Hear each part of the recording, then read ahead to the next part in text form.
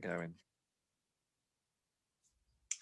Hello, everybody, and welcome along to another edition of the Integral Health Podcast with me, Ben Calder.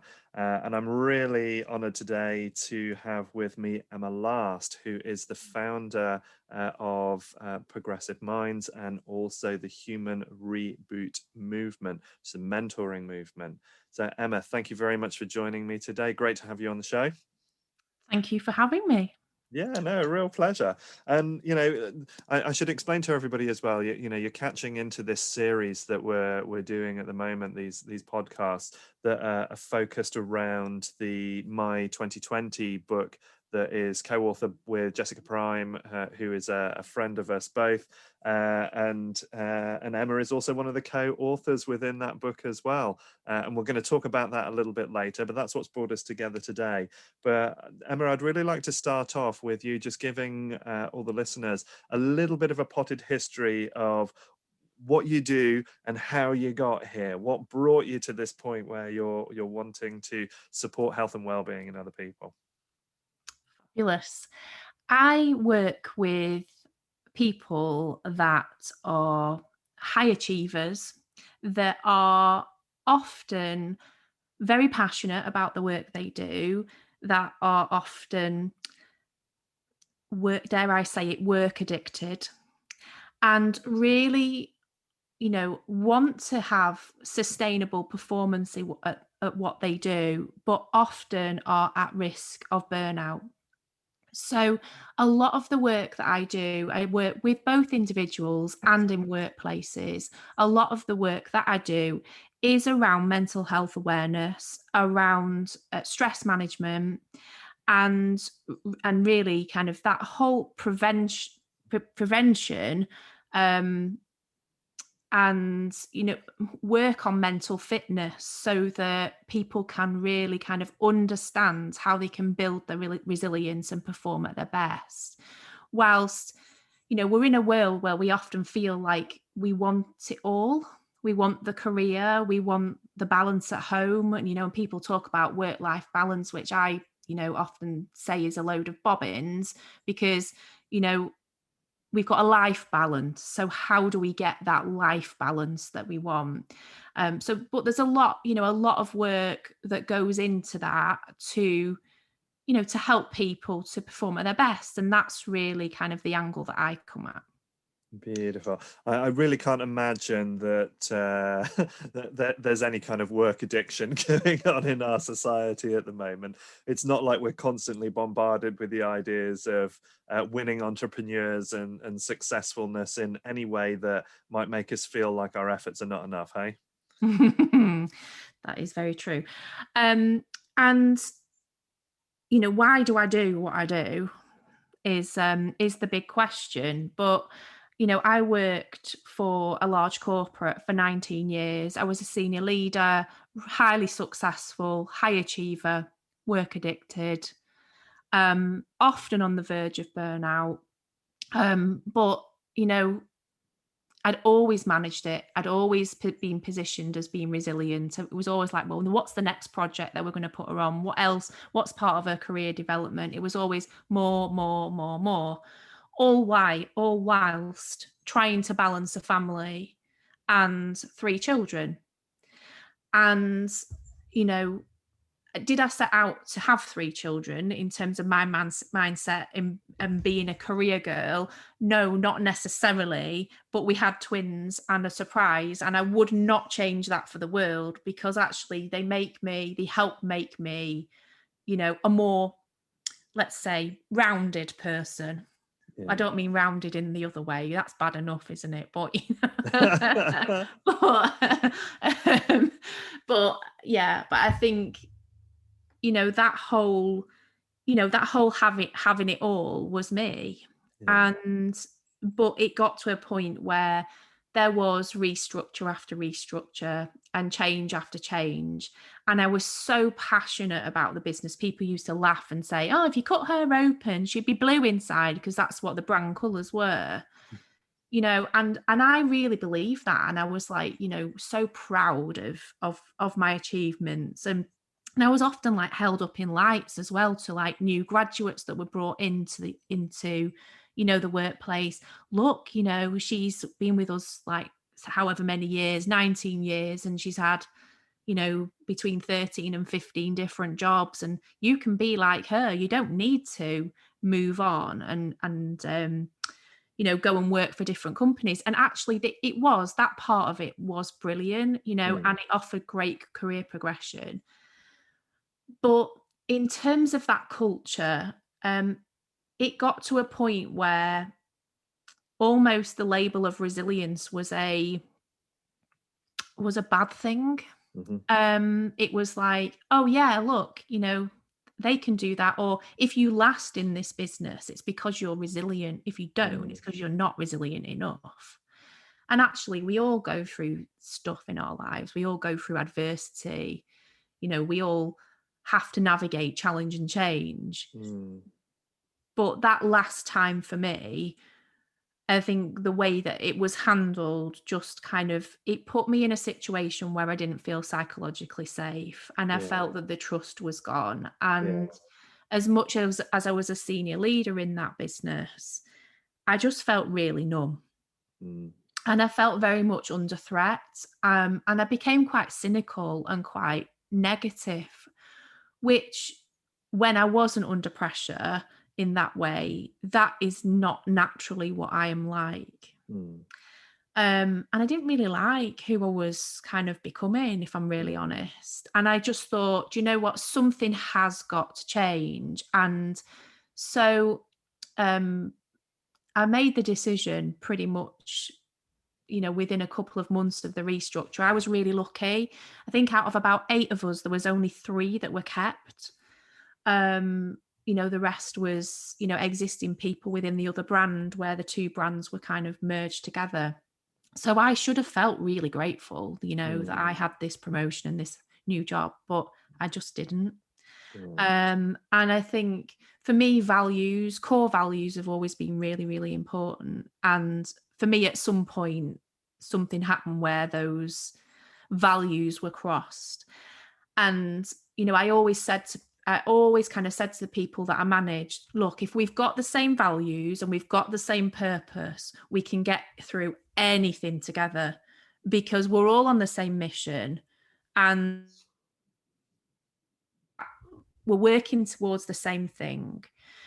But it just felt for me that those core things had changed, and I had to start thinking about moving on. It did take mm, me a while. I did tell them sort of in the November that they tried to persuade me to kind of stay. And then by the January, it was kind of a bit more mutual that, it was agreed that I needed to move on. But by that point, I was really poorly. yeah. By that point, I had burnout. So And when you kind of look back on that career over those 19 years, I mean, it sounds to me that you're describing a culture that is inherently at its core very unhealthy. And when you look back at it now, do you see that was an unhealthy culture to be in right from a very early stage, and treating you almost like a commodity that they were looking to wring the most out of, and that if you weren't resilient, if you weren't kind of surviving that treatment, that you were considered as a substandard product. unfortunately, that is part of the sector that I was in. Yeah. And, when you like last night, I was being like really nosy, but last night I thought, "Do you know what? I've heard such mixed things. They've done better this year on, top 100 companies, but we would Mhm. always kind of get in top 100 companies, but it didn't mean to say it's like on the surface we did lots of things, but it didn't mean that the inherent culture was right. Yeah, sure. Um, so, and that for me was, so I thought, I'm just going to do a bit of digging and just see, just out of curiosity, because for me, I would love that to have changed because I Mm. don't want what happened to me to carry on happening to other people. I had seen it happening over the years, but it was a bit like I'd been indoctrinated in some way to think, Yes. well, they're weaker. Yeah, yeah. That was So exactly what I was feeling in there, was that sense that I mean, it's probably not a good comparison, but I'm almost feeling like a bit of a Wolf of Wall Street type energy that, if you're not part of that crowd, then you just need to be kind of got rid of. And, if you're not in that vein and in that movement, that really your value to the company is not there. Well, or you would be moved into a role that was of less value. Yeah. Yeah. So I think, we always talked about people being in the right seats and things like that. But yeah, I mean, it's interesting because, it looks on the surface that things, are better. Hmm. What prompted me to look was I saw a review on another brand which was quite publicly a craft beer brand, Hmm. where ex-employees had written a letter, and I thought, goodness me, there'd be quite a few of us that would love to do that. Yeah. Do you know? But um, but I thought, do you know what? Actually, I really hope that has changed. And rather than talking the talk, actually, they are walking the walk. But Yeah. I think, that has got to come from, you know, that that change of, I was often criticized for being kind of too connected to my people or too Right. human a leader. Wow. And that for me was like, this is where you don't fit anymore. Yeah. Yeah. And I think it's really important. It's a massive part of a lot of the work that I do now is around, when people don't feel like they belong or don't feel like they're included, you know, and the actually diverse thinking, different people, different ways of expressing or talking about feelings. We have to be careful when we're creating a culture that we don't get to a point where we have people that can't express their emotions or don't feel psychologically safe, because Yeah. this is where we start to lead people down a path of mental illness. Yeah. Because we all know that, those when you don't fit and you don't feel like you belong, it does cause stress, and Yeah. and one thing leads to another, doesn't it?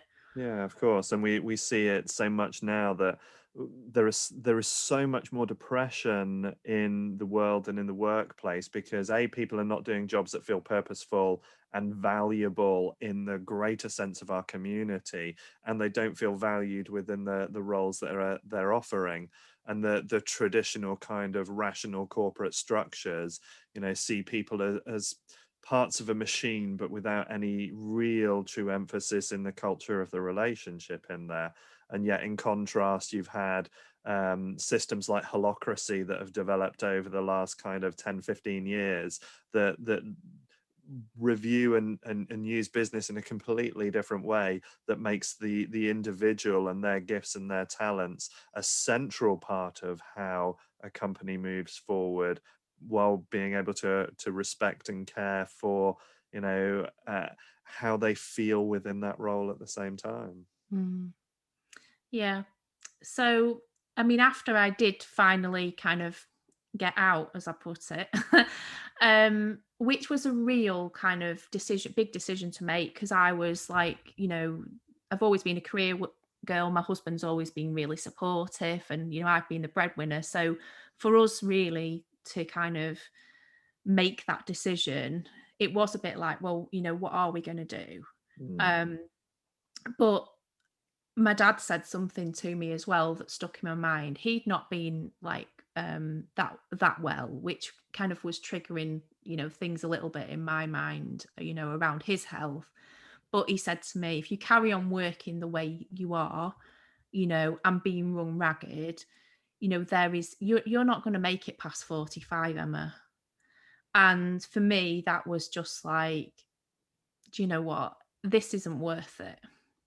It's not worth it. The reason I do what I do is because, you know, I want a great family life, and I want, time with my kids, and my husband and my family, wider family, they're my everything. And that was, my huge driver for I did what I did. But so as I left, and I actually got worse before I got better. And that's really where the human reboot came from, because I had to reboot myself. I had to pause and really reflect on what the hell was going on with me. You know, I've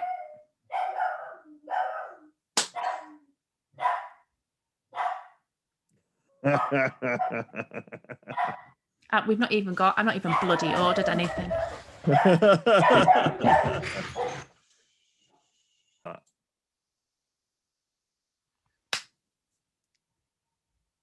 Okay.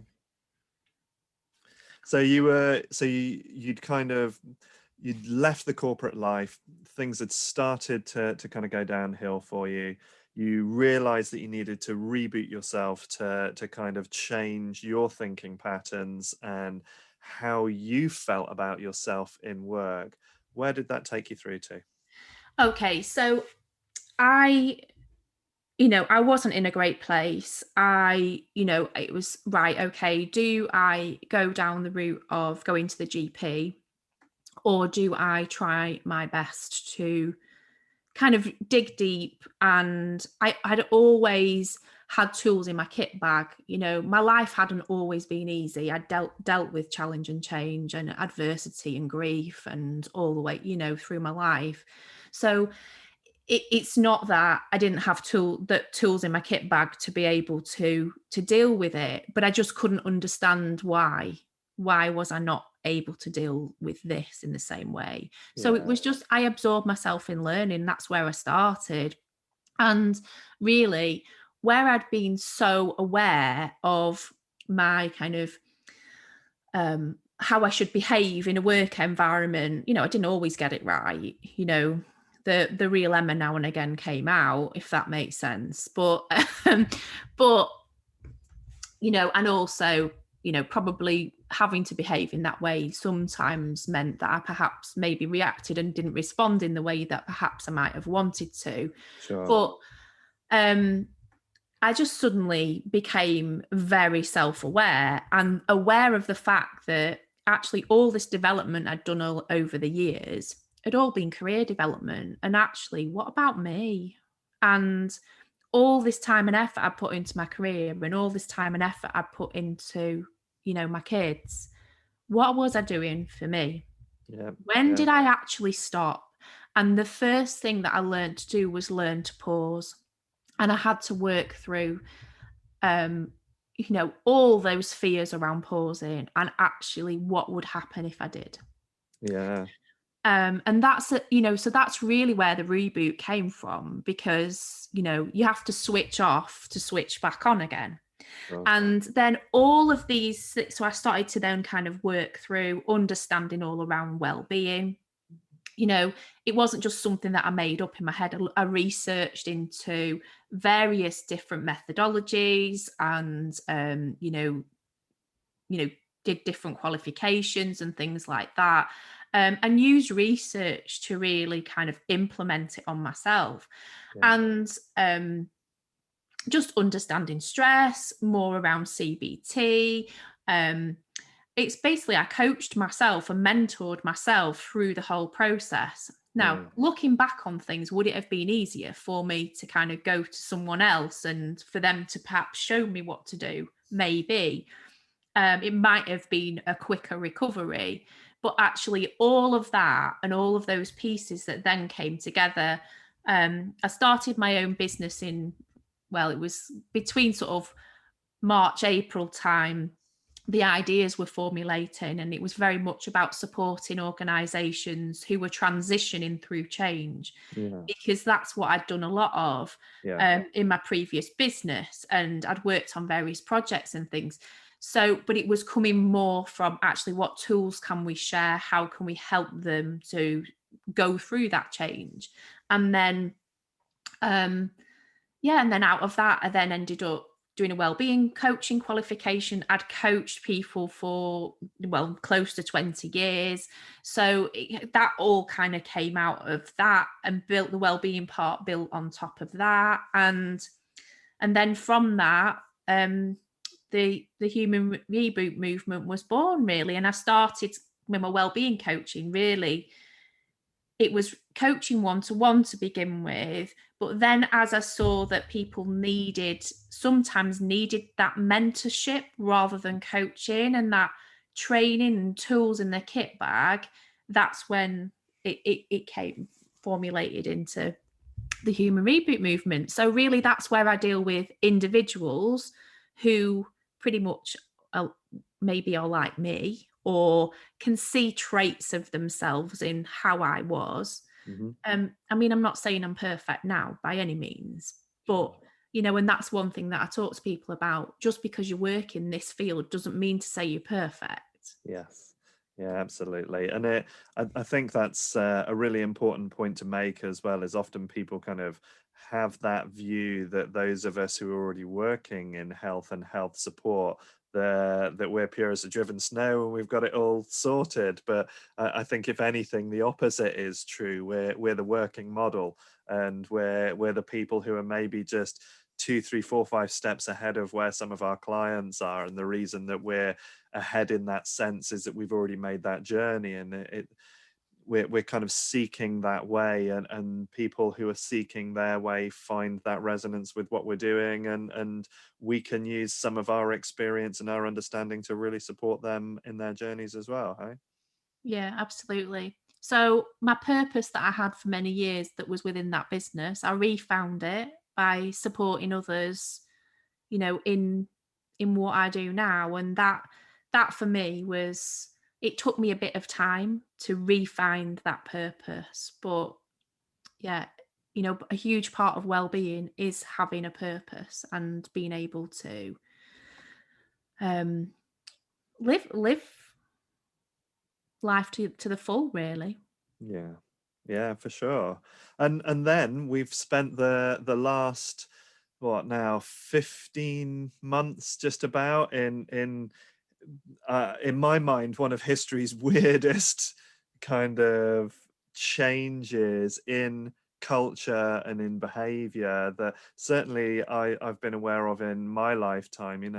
Notwithstanding that in various parts of the globe there's been other very strange situations, but there's a part of me that's almost seeing some of it like an apartheid type situation where we're being forced to stay in, and there are very interesting rules around what we shouldn't, can't do.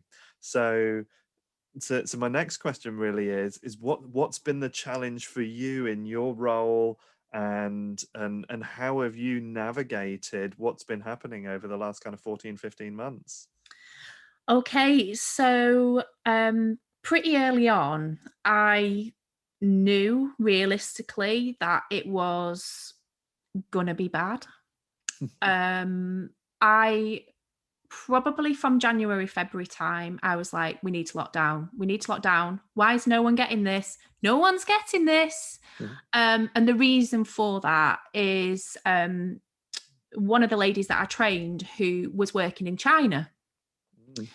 So she was over there and I could see what they were doing. She was like, I was asking her loads of questions and she was posting like daily what they were doing. So they had to be like tested. They had to go for testing all the time. They couldn't go inside anywhere without being tested before they went in.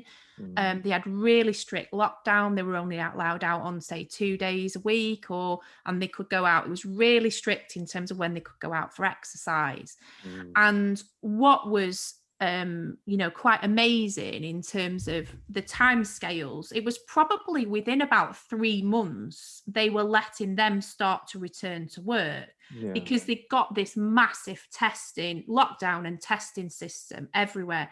But we had none of that, did we? Yeah. And also the masks, etc. We didn't have it. So quite early on, I was like, we need to be doing more. We really need to be doing more. And also with my parents, I was just like, it's on that. I remember the Monday night when the announcement came.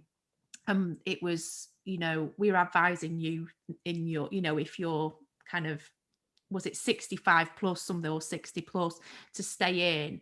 So that for me, that worry about my mum and dad and things was, that was kind of it was like, I was like, this is real. This is getting serious. I've seen it happen. I've seen what they're doing over there. We are not locking down quick enough. So in my head, that's kind of where I was at. So and the biggest challenges for me really were right at the beginning, because it was almost like I had the week that we were going into lockdown. I think, was that about the 20 something of 23rd of March was March? our Yeah. start date for So that. Yeah. I had a 3-day train the trainer, like mental health and wellbeing train the trainer course booked in London, hotel booked, and obviously hotels in London are expensive. So for me, it was just like, can that course go ahead? And seeing the numbers in London rising, we had to make a call. I think it was that Tuesday morning, we made a call, or the Monday morning, we made a call that was like, actually, the right thing to do is not to go into London. We were still allowed to, but it's not the right thing to bring those people together and do it. Yeah. So that was financial impact on me. And it was a big course that we'd been advertising for probably 5 months. Yeah. It was worth a lot of money to me. Yeah. That potentially probably would have kept me going for 2 or 3 months, just that one piece of work. Yeah. So I was just like, okay, but it's fine, because that January was my best month ever so far in the business.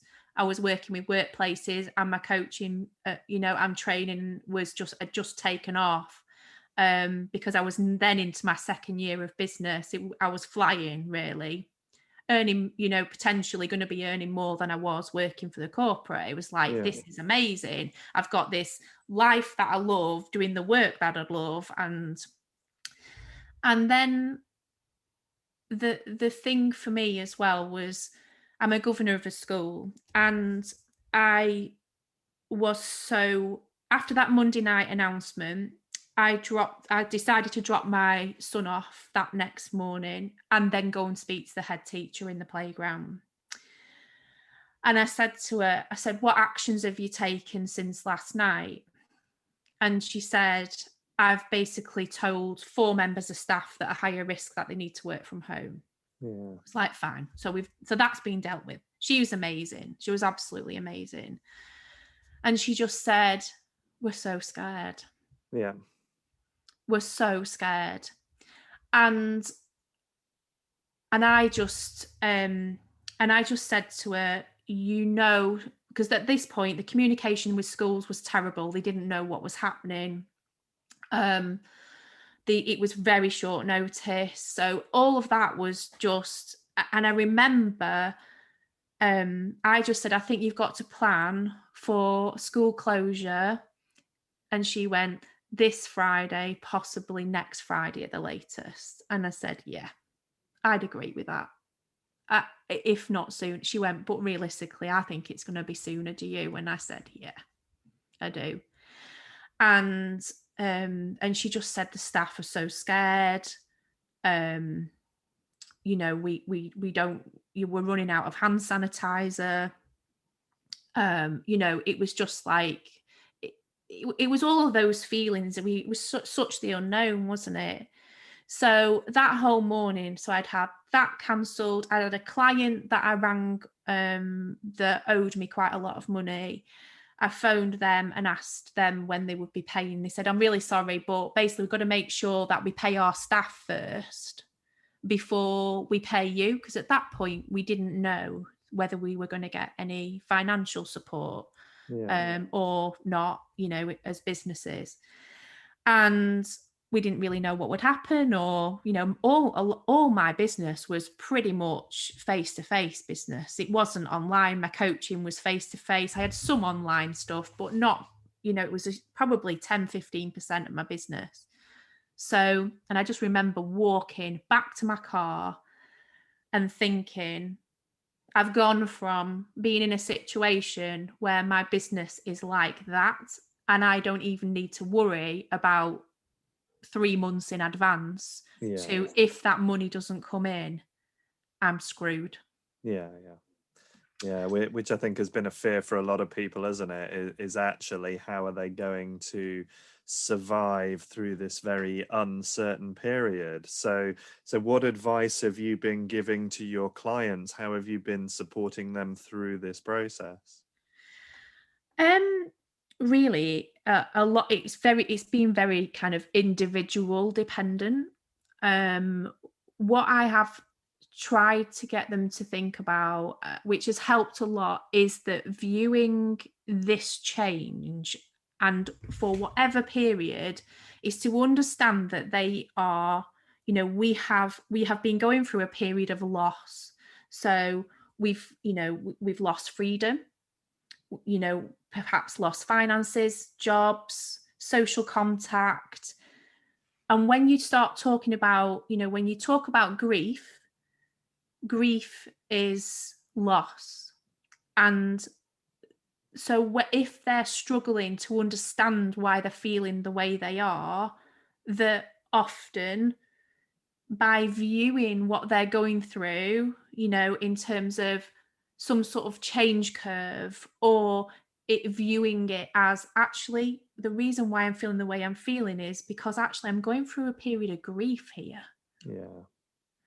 And not to be so hard on yourself, and to just, talk about your emotions, write those emotions out, don't keep it in, and, just put one foot in front of the other. But on the other hand, it's been real a lot of education around well-being, and actually how do they get healthy boundaries in the work that they're doing, and also in terms of like well-being itself. So because people, talk about well-being, well, just get out in nature and go for a walk, and that's brilliant. But actually, or, oh, I'm going for a bath and putting some bubbles in a bath, sometimes when you're going through this kind of stuff, that is not enough. Yeah. So it's just that kind of whole education piece around that, and also trying to get them to understand that in terms of well-being, you've got a number of different factors. You've got social, financial, psychological, what, I can't even remember what else. Oh, physical. Yeah. You've got all these different elements, social, and actually, if you imagine our well-being as a Jenga tower, we've had all those pieces pulled out over the past, 15 months, and Yeah. pulled out quite hard in some cases, or pulled out all at the same time. So sometimes it's no wonder you feel like crap. Yeah. Yeah, absolutely. It's incredible, really, how deeply we've been affected, and that kind of leads into you having been invited by our mutual friend Jess Prime to join in with my 2020 book project. So tell me about your part in that as well. Okay, so a huge a, a huge way that I have dealt with my emotions, and to learn to get out of my head what's in it, is to write. And so I generally write every day, and that might be that I write something and it's the right thing to post out on social media because it might help other people, or or it could be that it's more of a diary and it's just a diary entry to me. But basically, it's journaling in essence. And to me, that, when I needed it has really helped me over the last sort of 4 years to really understand, um, and connect with my emotions when I kind of had to be in a situation where I didn't have time for any of that. And so, yeah, so that's kind of the how I ended up writing it the way I did, because basically it's just excerpts of like my diary from last year, Yeah. and it's just really journaling my way through 2020. Yeah. And it talks about the highs and the lows, and some like lovely little, like there was one day I wrote, I wrote a letter to my children. And it's like when I went back, so it was really difficult in some ways because I'd written so much. I didn't realize I'd written so much. And Yeah. Jess was just like, this is a book in its own. And I had to, so by the time I'd pulled it all together, it was about 15,000 words. So I had to chop it down. I hadn't realized that I'd written so much. But then we chopped it down. So it's like, it's excerpts of my journaling diary really for last year, and just some poignant points really about, trying to juggle homeschooling and, how I transition my business online. George Floyd and, how that kind of made me kind of stop and stand still and make me think, actually, do you know what, things do need to change, and what can I do? That was probably the start of my allyship journey really. And that's not necessarily massively featured in the My 2020 book because I couldn't fit it all in, but but there's little excerpts really, and and at the end really it's really about hope and gratitude and trying to move forward into 2021 as a new decade. Yeah, I like that. That's a beautiful way of putting it. And for those of you listening, the My 2020 book is a series of co-authors speaking about how they found their way through the year. So you'll be able to get that from July, I believe, and it'll be available from Amazon and other good book retailers. So Emma, thank you. I've really enjoyed listening to your story and what you've been doing over your life really to get yourself to this point today. So, but I'd like to ask you for our listeners for your top tip. We're talking about human reboot. We're talking about not addiction to work and kind of changing that. So what would be your one tip if anybody was going to hear this today? What would be your one tip that you would want to give to them to improve their work-life balance? I would say ask yourself how you switch off so that you can switch on and perform at your best. Beautiful. That's such a simple question, but with such depth and nuance to it. I absolutely love that. So Emma, if people want to get in touch with you, if they want to find you, give us some websites, give us some spaces where people can get to you, please. Okay. So I also have my own podcast called Human Reboot. And you can find me at thehumanrebootmovement.com. It doesn't have www in front of it. It's really weird. So just the humanrebootmovement.com. So you can find downloadable free resources and how to connect with me on socials on there. And if you are a workplace wanting, support, in your workplace, progressive-minds.co.uk. But that does have a www dot in front of it. Perfect. And for anybody listening, all of the links will be down in the description, so you won't have to try and decipher the www dots or not. We'll put them in there for you, so you'll be able to connect through to Emma's work nice and quickly and easily there. So Emma, thank you so much for joining me on this Integral Health podcast today. It's been a real pleasure talking with you. I have absolutely loved it. Thank you very much for inviting me, Ben. No problem. And we'll look forward to another edition of the Integral Health podcast at some point in the near future. Keep your ears out ready for it. Thank you, everybody. Look after yourselves. Be well. Stay healthy. That's me, Ben Calder, Integral Health Podcast, signing off for today. Take care. Bye-bye.